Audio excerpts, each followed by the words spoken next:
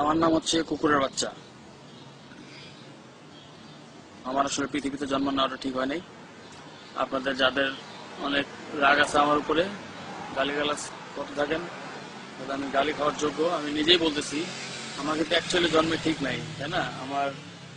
আমার মার থেকে আমি ছোটবেলা শুনছিলাম যে যখন আমি জন্ম নিয়েছিলাম তখন আমার বাপ বলছিল যে এই সন্তান কার, আমি ওকে চিনি না, লাইক তুমি কিভাবে ওরে পেটে নিছো। তো তখন আমার মা ডাক্তারখানা যা বলছিল যে ডাক্তার, ও তো আমার সন্তান, আমি জানি, এবং ওরই সন্তান। তো আপনি ওকে রাখেন পৃথিবীতে। আমার মার জন্য আমি পৃথিবী দেখতেছি, তারপরে বলতেছি যে এটা সত্য কথা। যেহেতু যার ওটে কিছু হলো পটে, আমি হচ্ছে একটা কুকুরের বাচ্চা।